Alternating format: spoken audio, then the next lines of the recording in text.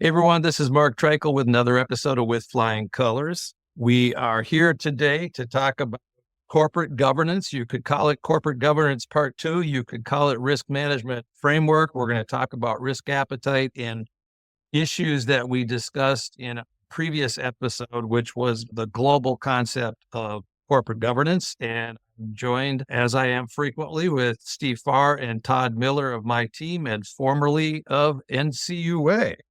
Good If morning. Yeah, good morning. Good morning. And if just in case we have a first time listener, if you guys could give a brief intro of your time at NCUA and what you did there. And why don't we start with Steve? Yeah. All right. Well, what my 30 years specifically more applies to this subject. For my first 15 years in NCUA, I was involved in the field. Most of it as a problem case officer. Along those lines, you get to become involved in the operations of those troubled credit unions and fixing the operations and planning and setting them up for success. So I think that comes into play a lot here for this subject. Then the last 15 plus years I had at NCUA, I was in the central office where I worked a lot on developing, guidance for the examiners and looking at how other regions were dealing with credit unions in helping them resolve operational and issues and such. And then we was involved in a lot of rulemaking at NCUA, which provided a good basis for dealing with this subject. Very good. And Todd, your background at NCUA before Well, I, retirement. I spent about 34 years with NCUA. I can break my career into about three parts. The first third of it as an examiner and a problem case officer, dealt with a lot of troubled credit unions there as well. The second part of my career, I was a capital market specialist for about a decade and trained NCUA's staff on interest rate, liquidity, worked with a lot of troubled credit unions in that era as well. And that capital markets position really focused on risk management to a great extent in very specific details as to interest rate and liquidity risk. And then the last third of my career, I was the director of special action, supervising problem case officer, capital market specialist, regional lending specialist, and once again, a big focus on troubled credit unions or large complex credit unions. Enjoyed my 34 years with NCUA, learned a lot. Hopefully we can share a little bit of that experience with listeners today. That's fantastic. All right, guys, risk management framework. How do we want to kick this hot topic off? I wanted to start with that. We've talked a lot about the proposed rules that FDIC put out that would apply to their financial institutions above 10 billion. And it was guidelines establishing standards for corporate governance and risk management. And it was a notice of proposed rulemaking issuance of guidelines. And I think it's important that we like the document and how it pretty concisely lays out all of the elements of corporate governance, and it does a good job of that. I wanted to make it clear that we're not saying that they should put this rule in place. So I thought, why don't I look at what the comments came in on that? Because the comment period for that they ended originally in, I think it was December of 2023, and they extended it for another month and a week into 2024. And so I looked at the comments on there. There were 67 comments, which is quite a bit. But then they had a form letter that was 82 comments. So it was exactly the same. But in summary, the banks and bank trade organizations really had some concern about the cost of implementing this. And certainly all these guidelines, proposal policy do have costs associated with them. And that's something we bring up a lot in terms of when NCUA or other agencies tell you to do something, is remind them of that it's not cost-free. And they had some issues over the time that it was going to be spent on this that are inside the regulation. They thought it might be overly prescriptive, blurred the line between the board and management. And I think one thing we like about this one, it does put the emphasis back and the power back in the board of directors for taking control. They think it's misaligned a little bit with the Federal Reserve Bank and OCC. The OCC has very similar requirements inside of their regulation that apply to banks over 50 billion, and which you can find in 12 CFR 30, safety and soundness standards. Another one was there's a concern that because of the requirements put on the board of make it difficult to attract new board members. And I think that as institutions get bigger, that certainly you're looking for good quality board members. And I would think that if your institution has a good reputation and standing in your community, that's probably shouldn't be that difficult to attract good board members. Too many policies to approve. Yes, there are a number of policies that it emphasizes in there. The overuse of the word ensure that could set up unrealistic expectations. Making that size consistent with the OCC's rules. There are some potential conflicts with state laws. So that's what the institutions have in there. Nobody said anything about, wow, this is just really poor guidance. None of that. That's interesting. As you said that, I go to my friendly dictionary.com. You know what a word means, but when you look at the actual words, it can actually sometimes drive a point home even more certainly. So ensure means make certain that something shall occur or be the case. So you're making certain. They're basically putting a heavy burden on that board with the use of the word ensure. So that's a good point. And your point that it's only guidance. Will it ever get approved? Who knows? But the reason we refer to it a lot here on the podcast and here in credit union conversations is it's principle based and has a lot of really good ideas. So I think it's good to talk through that. I'm glad you brought that up, Steve. Todd, any comments on what Steve posed there? It's principle based, and that's good. And I think we'll probably get into this more in the podcast. You see this a lot in exam reports. You see it a lot in NCUA's writing. You see it from the FDIC. All the regulators are consistent on our risk management philosophy and program sophistication. Things should be commensurate with the institution size and complexity. You just see that throughout the gamut. And I think probably in this case, I didn't look at the comments like Steve did. When you start regulating specific instances for specific institutions, regulators and employees and examiners, they tend to drag that bar down to way below where the regulations at. It's just their natural tendency. I think part of it is it's an attempt to improve institutions when they do that. But examiners specifically, they tend to lose sight of that cost piece when they start placing burdens and expectations from a larger credit union on a smaller one. Yeah, we see that we saw it a lot when we were at NCUA, and we're seeing it now in our current rules, that trickle down. You can say it's 10 billion. And ironically too, is you get a lot of comments as Steve described on the cost, right? And you'd think, okay, a $10 billion credit union or a $10 billion bank who commented on this would be a bank is concerned about the costs of all this. So even the big institutions have cost pressures. And then when you throw that trickling down below the 10 billion, because an examiner looks at it, or we look at it and tell a credit union that, hey, you might want to consider these principles, that does have a trickle down effect and a huge cost effect. So risk management framework, what is it? What does it include?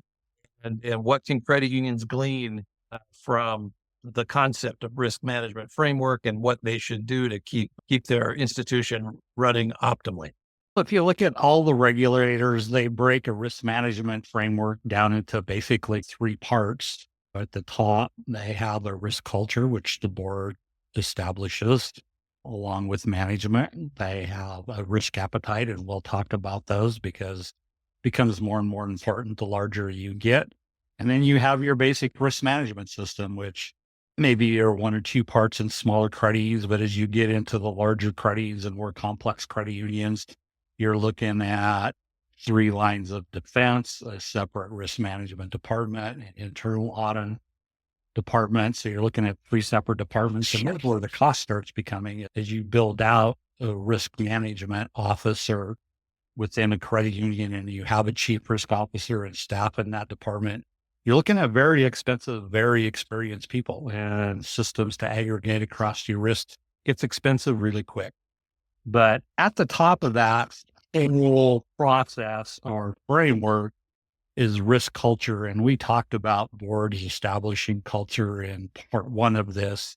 And I'll just say that risk management culture that the board and management establishes and that comes from the top is really the most important piece of this, because I don't care what you put in writing under it. I don't care what your org chart looks like. If you don't have a good risk management culture to begin with, all of that stuff underneath it is going to be ineffective. Yeah, I Point, agree, Steve. Todd. I found it interesting. I think we both looked at the same. There's a pyramid inside of the OCC's guidance on the corporate governance, and being a pyramid, it reminded me. I was a big sports person growing up, and the pyramid that guided me when I was early was John Wooden's Pyramid of Success. Now, when I look at this one, is John Wooden had the pyramid of success? This is your pyramid of success. And at the top of there is its risk culture. And Rick correctly pointed it out. And their middle section is the risk appetite. And at the bottom of the pyramid, they have the 3 lines of defense. I think that was, to me, I always think that's a good way to look at things, because John Wooden, of course, was very successful as the head coach of UCLA in the 60s and early 70s. Couple things. Now I'm going down all sorts of rabbit holes in my brain because you brought up John Wooden. So I wasn't until recently that I learned that John Wooden was offered a job to coach at the University of Minnesota just before he accepted UCLA. And Minnesota was supposed to give him a call back, and they didn't give it back in time. And then the UCLA offer came in. And as a Golden Gopher, discovering that the greatest basketball coach of all time could have been a Gopher had they responded timely, I was crushed. And the other John Wooden, 2 other John Wooden references. There's a great quote by him: "Be quick, but don't hurry," which is what he told his basketball players, which might have been part of this pyramid of success. And okay, the trifecta down this rabbit hole is there was a recent 3 or 4 part ESPN documentary on Bill Walton, which was Bill Walton, I'm the luckiest man alive, something like, came out just before Bill Walton passed away earlier this year.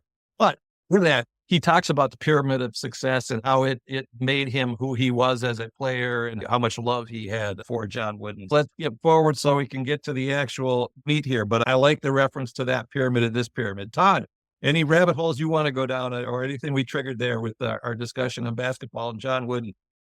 No, I do think we got ahead of ourselves. We never really defined what a risk management program is. And so we started talking about it, but without defining it in any specific case. And maybe we shouldn't have done that. Risk management, basically, it's a program that identifies, measures, monitors, and manages risk. It's something that we do every day as individuals, whether we do it consciously or not.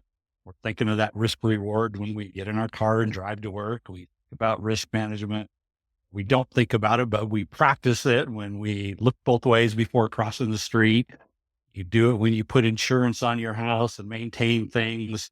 It's just an expectation of regulators that when you get into a financial institution, you do this a little bit more consciously rather than unconsciously. And that's what that risk management culture is about, is instilling in people this whole thought that there's some conscious thought into their risk management, risk reward decisions as they go.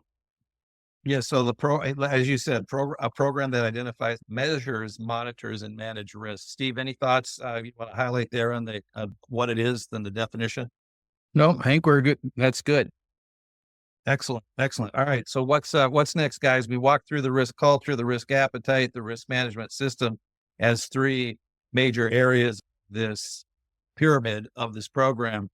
Anything you want to expand upon on the risk culture? We talked about the importance of the tone from the top. Anything else there we want to hit? Nothing other than if you go and look at all our troubled credit unions, it's almost always, you can trace it back to a breakdown in that risk culture. Yeah, that's a great point. And then risk appetite. Any thoughts specifically on risk appetite? I know we've talked about this in some discussions on other podcasts, that we're seeing examiners wanting credit unions to develop a risk appetite for particular concentrations, et cetera, et cetera. What are your thoughts on a risk management framework, specifically as it relates to risk appetite? This one is an interesting one. This is probably where you have the hugest variance from small credit unions up to large, sophisticated organizations. Certainly within ones, they expect risk appetite statements to be very formal, address NCUA's 7 risk categories. Listeners who are involved with credit unions are familiar with those 7 risk categories. Your other regulators, like add concentration and model risk to NCUA's 7 risk categories. But small credit unions, you do this in a very informal way. You lay out that risk appetite statement by just having a business plan and having limits in your various policies. You put limits in your loan policy, you put interest limits in your liquidity policy, you put limits in your ALM policy. As you get into larger organizations, these risk appetites get a little bit more sophisticated and more formal. You start adding concentration risk policies. You start putting more metrics around your business plan and what success looks like or what failure looks like. It's appropriate as part of your risk appetite statement that you have ways to measure risk and measure whatever you're trying to control. So, establishing metrics for that is a very important piece of it.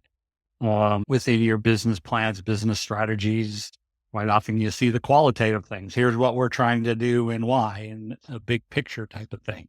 We're willing to accept moderate risk, or we don't want to be operating in an unsafe, unsound manner, or investment. So those are qualitative type of ways where you can identify and lay out your risk appetites.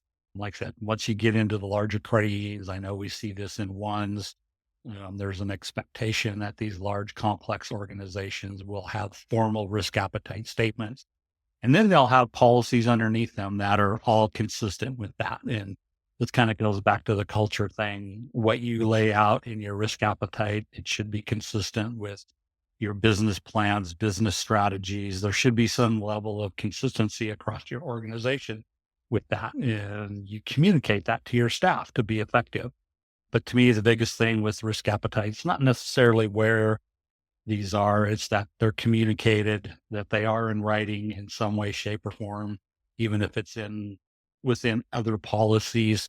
And the big piece of it, appropriate metrics for measuring risk. And then the second big piece of that is a reporting system that tells you where you're at. There has to be some quantitative measures there, and there has to be some reporting of those quantitative measures. You won't read this in any of the regulators' guidance, but the way I've always framed it throughout my career is it's incumbent on management to demonstrate they're complying with those board policies and risk appetite statements. I like that. Steve, any thoughts on what Todd just shared there? Yeah, no, he covered it really well. The big thing always comes to my mind when I think of risk appetite, and you're looking at how you're trying to define that. Mine always comes down to, with consistency, is it should start with how much capital do we have? Because that really defines how much risk you can take on. If you're operating on those lower ends and close to those PCA triggers, you probably need to have a risk appetite that's pretty conservative because you really don't have the ability to absorb the losses. So now you can look at institutions that are really well capitalized and they can take on more risk, but it goes too far. The best example we have, of course, is the taxi credit unions. So talk about concentration risk and their risk appetite, medallions in these major cities. And some of those credit unions had capital ratios in excess of 15%. So I thought, well, we're okay no matter what happens. So your risk appetite, you have to understand how aggressive it is, especially in terms of that concentration risk. Yeah, capital can cure a lot of things, but just because you have a lot of capital, if your asset quality in those concentrations or the game changes where you don't have diversification, you're referring to those credit unions that all they did was the medallion loans. And when a medallion was worth $1 million in New York City, for example, and you had 28% net worth, nobody could envision that wasn't going to work out well. When a medallion's worth 100,000, 28% net worth wasn't enough in that situation for the risk that was inherent in that huge concentration. So another Todd, you question talked, people will be like, how exactly do you define that risk appetite and find risk appetite statements? I did some searching around. I did find some pretty good examples out there. And you can even look across the industry as to how other industries do it, because NCUA and OCC, they all have their own risk appetite statements. So it's one you can look at. You don't have to start from scratch if you think you're trying to develop one of these. There are some examples out there that I think people would find helpful. and Steve, when you talk about examples, you're seeing that in the banking agency guidance, or you're seeing it in what kind of search result is triggering that? I was just searching for specific, really bank ones that might be out there and available to look at, and I did find a few. There's some Okay. that were European based, and I have had good luck looking at examples from some of these other regulated institutions. But it's not just America that's after corporate governance, but it's international and part of Sure. Basel. It's interesting that Steve mentions kind of concentration risk. One of the things NCUA has their 7 risk areas, concentration risk isn't one of them. But within NCUA's National Supervision Policy Manual, they have a whole section on concentration risk. But one of the things we see consistently amongst our clients is this whole doors findings to credit unions support your concentration risk limits. We see that consistently. They expect them to be measured against capital, as Steve said. But that's a pretty common finding nowadays in our larger organizations, where examiners are demanding that institution, through stress testing or some other means, justify their concentration limits. And I don't know, that's been pretty much a constant since we started this. It has been, and I think, as we may have discussed in other episodes, or I know we've talked about it with certain credit unions, there are concentrations limits that are not public that trigger. We've talked about how higher levels have to review exams. If certain institutions go over certain thresholds as far as concentration limits, it's actually not just the region that their exam has to be cleared by. It ends up going to the Office of Examination of Insurance, and that could be commercial loans as over X percentage of net worth. That they're going to have to get the okay or the concurrence from the Office of Examination of Insurance that is reasonable. And sadly, those things are not public, not in NCUA's, the NSPM that you referred to. They're either redacted or at dead links, and that's something we've mentioned on occasion. But so there is some guidance out there, but it's not perfectly available to the credit union world. I think just one last thing with risk appetite, and this kind of ties in with corporate culture too, and this kind of gets credit unions sideways with examiners somewhat, is there needs to be a process or specific action steps when limits are near to breach. NCUA does expect that. There will be an action plan when appropriate, when you get close to limits or when you go over limits. Quite often we see this in our clients. They're outside their limits and they haven't done anything, hasn't been discussed with the board, hasn't been discussed in ALCO. Oh, we think it'll correct itself, won't do anything. There actually has to be a sense of urgency with addressing situations when you are over board established limits. And I think a second piece of that too is you need to have an environment where your staff is comfortable to say, hey, risk is getting out of hand here, whether it's been quantified or not. Let's say someone has a risk appetite that we will have 300% of net worth in commercial loans. And then all of a sudden a member comes in with a fabulous opportunity for the credit union and for the member, and they want to blow through that 300% limit. They don't document it in the board minutes. They don't have any conversations with it, or they just change the policy from 300 to 350 without having any analysis that supports that limit. That kind of goes to where NCUA says, we want you to be able to support that limit.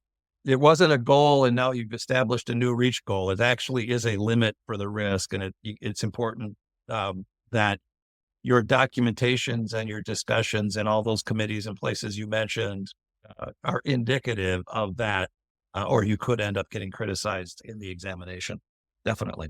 Risk management systems and the 3 lines of defense. Do we want to walk through each of the 3 lines of defense and discuss those? I think so. In larger, complex organizations, we'll talk about three lines of defense. Generally, you have that frontline business units. That second line of defense is usually a department that's underneath your chief risk officer. And then you have internal audit. Realistically, that's the end of that long ruler of sophistication where you have three lines of defense.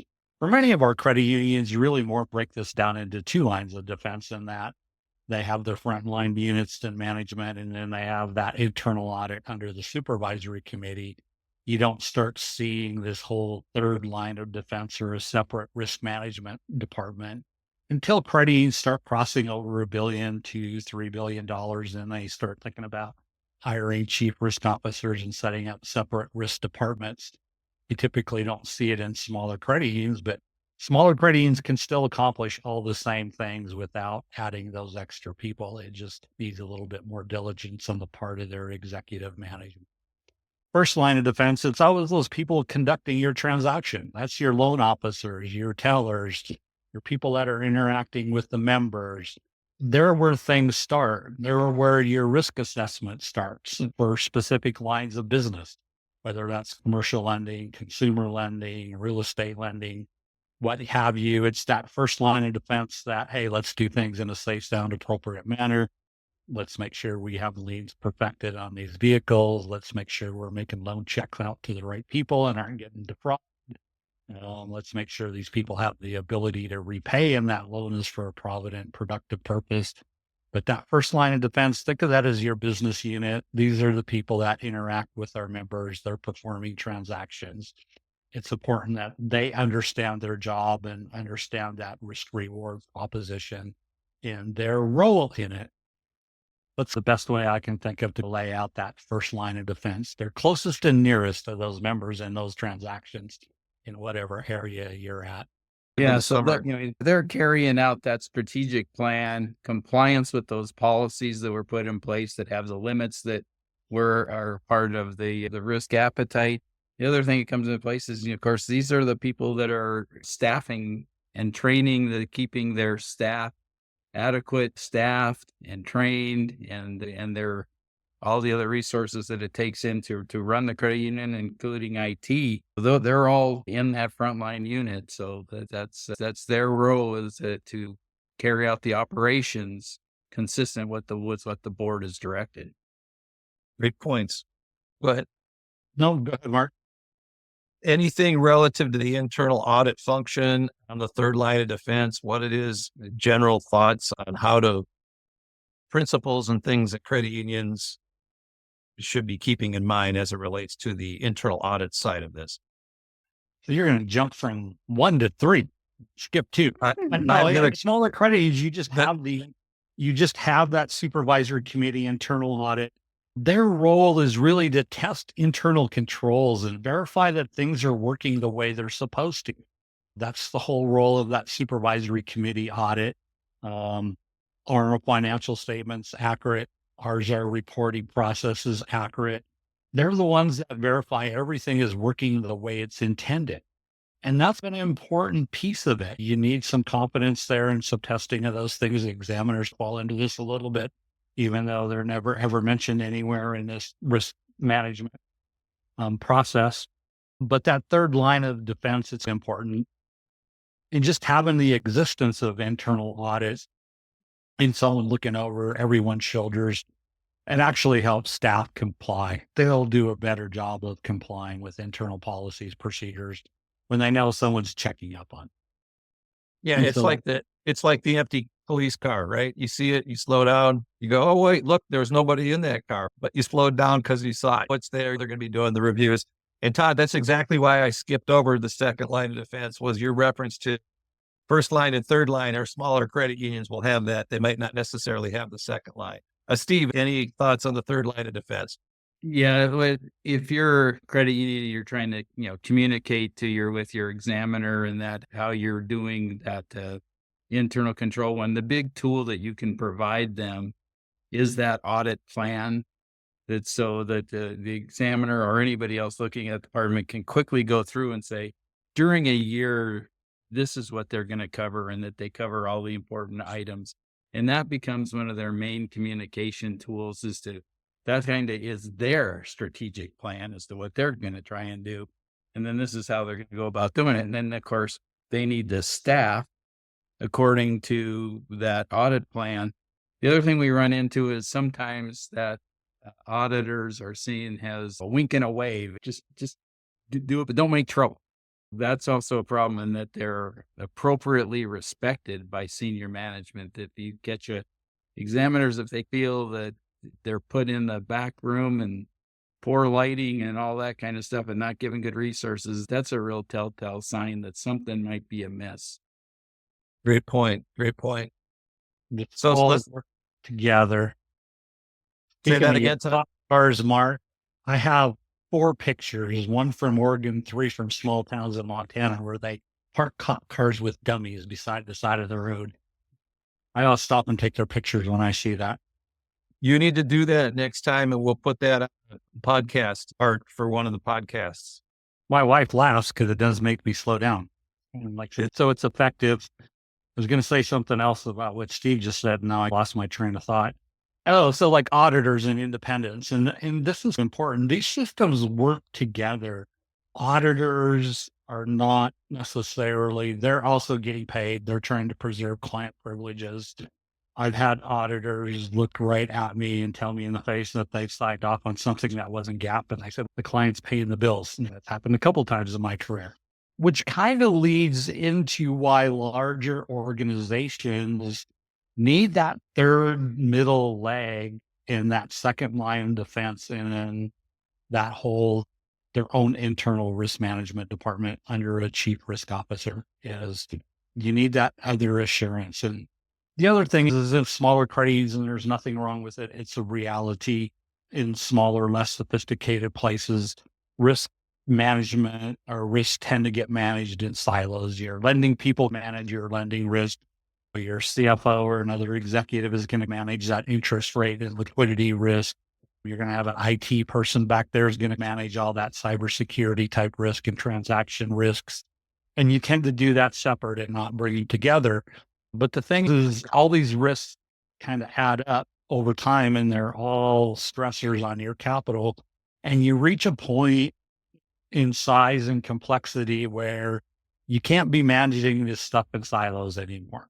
You need a way to aggregate these risks across the organization. And that's when you start adding a whole risk management department, a chief risk officer. Sometimes it's one person. Larger organizations, that might be 3 or 4 person. But now you start aggregating risks across the organization. These people tend to be very experienced type people at that chief risk officer level. They start adding support to the first lines of defense. Here's other legal risk. Here's things you didn't think about. You're really talking about beginning steps or actually a fully implemented enterprise risk management system at this point in time. You start aggregating these risks across the organization. And the biggest thing is with the chief risk officer. And if you have this department, it's another department that reports directly to the board or the supervisory committee. So it's a way to watch over management at the department that you can supervise, have a little bit more control over than necessarily an independent auditor where you get what you pay for. Actually, you get what you pay for with this as well in that second line of defense. But it's another just important piece where you can start aggregating risks across the organization. When you silo things on a complexity wise, sometimes you can get blindsided by risks you didn't know about or didn't realize they were there. That's another reason you put that second line of defense in under a chief risk officer is hopefully you avoid being blindsided by these siloed risks when you start aggregating them and putting them together. And it's a way to reinforce your risk culture too, because now you got one point that says, this is how we're going to measure and monitor risk. It tends to get every case of the organization on the same page, so to speak. And in those individual silos, like on the loan risks, if I'm out there and I'm a loan officer and my goal is to get loans out, I'm going to want a higher risk appetite than somebody who's looking, how does that relate to to net worth. So having that second line of defense that can do all the things you just described can help mitigate and control that to make sure that it's consistent with the risk culture that the board and management want to make sure is ever present. Steve, any thoughts on the second line? Just one thing that comes to mind, that we've had a couple of our larger clients that have that position, and NCUA has commented on how they think that person should be included in the organizational chart. And I think we've had general disagreement with NCUA on that, and that the chief risk officer is going to be involved in virtually all of your major committees, because they need to know what's happening throughout the institution. So I'm looking for your recollection of those discussions that we've had with clients. Yes, that's definitely been an issue. And it's a scenario where the second line, couple different scenarios, if I'm remembering right, where the second line has been given, it's almost as if it's veto power. So the board wants to do X and management wants to do X, but this committee is saying we shouldn't be doing X, we should be doing Y. And NCUA almost framing it like they have more authority than the CEO and or the board. And I'm definitely not convinced that's the way that it should be necessarily set up. And then also we've seen situations where NCUA is saying, why is this person on this committee and what's their role on this committee? And the reality is, based on the principles, they should be on that committee. Todd, any thoughts on what Steve or I just said there?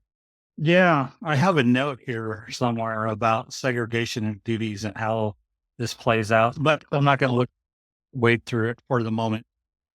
Essentially, you have a separation of those who measure, monitor risks and those who take risks. And I think sometimes NCUA blurs this a little bit. And I've seen this a couple different times in larger organizations where NCUA's expectation is that you would give this chief risk officer veto authority. And that's not the way this thing sets up. They're the folks that measure risk. Yes, there should be a measure or an effective channel for them to communicate with the board through the supervisory committee or however you want to set it up, if they believe that risks are getting out of line. But at the end of the day, that whole risk reward proposition, the folks taking risks are the board defines how much risks are allowable, and it's the chief executive and management staff that engage in risk taking. I don't think it's appropriate that your chief risk officer should have carte blanche veto authority. They're there to support these other functions in measuring that aggregated risk. It's their role to say, hey, we missed something here. Let's think about this a little bit more. But they are not the risk takers. And I don't believe you should necessarily give a chief risk officer veto authority either. They're one part of this tripod, but they're not any greater or any other part of it. And I do think NCUA gets that wrong when they lay out an expectation that a chief risk officer should have veto authority over things. The other thing we've seen is NCUA's taken exception to a chief risk officer having voting privileges on whatever committee it might be. I don't think that's the regulator's role. There's a ruler of sophistication, and there's no right or wrong answer to this. That individual is involved in aggregating risks across the organization. Whether they're a voting or a non-voting member, they probably need to be parts of these committees and understand what is going on in the various departments across the organization. And whether they're a voting or non-voting member, it doesn't matter. Let them be a voting member, because their role is to bring up discussions of risk and enhance this. And I don't think it's the regulator's role to necessarily say you can or can't be a voting member on any committee within the organization just because you're in the chief risk officer's chair. I think in that case, it's a case of NCUA maybe overstepping their duties. And we've seen that a couple of times. Great points. And that goes to, it's not a regulation that requires how it's structured. It's a management decision. They rely on safety and soundness. They rely on sound business practices. They rely on finesse to get the credit unions to structure it in a particular way. But in the end, it's the credit union's decision, particularly because there isn't a regulation that says it has to be done exactly A, B, and C. The credit union is responsible. As NCUA points out, corporate governance, the board is responsible. It's the board with the interaction with senior management that lays out the framework that makes most sense for the individual credit union, regardless of size. Guys, what else? Anything else here that I missed? Any other topic we want to hit on the concept of the risk management framework, the pyramid? Anything else we need to hit here before we wrap today? I wanted to go through, I mean, we've talked about resources available for credit union boards that NCUA doesn't have their board of director manual that was out there.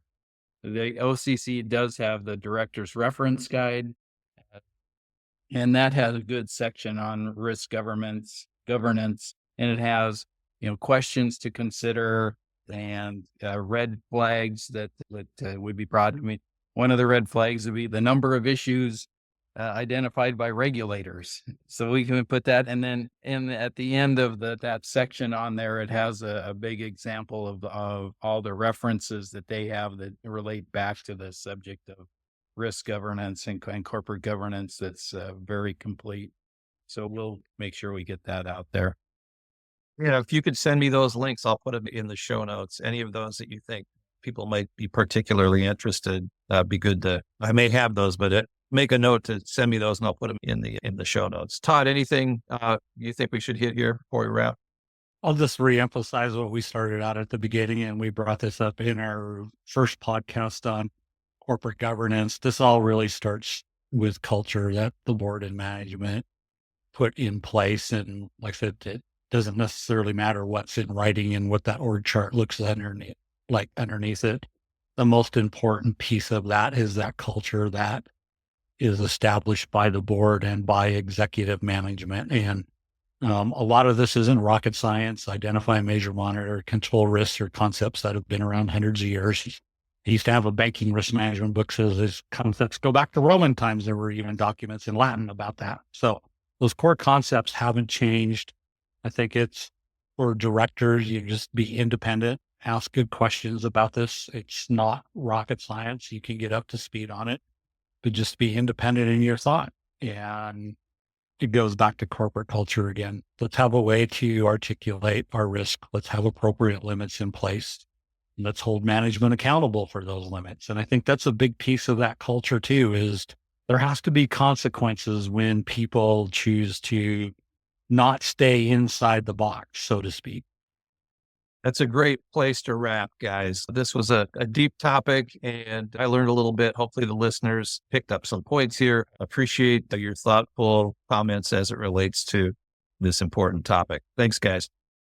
And listeners, I want to thank you for listening. As always, I hope you will listen again soon. This is Mark Treichel signing off with Flying Colors.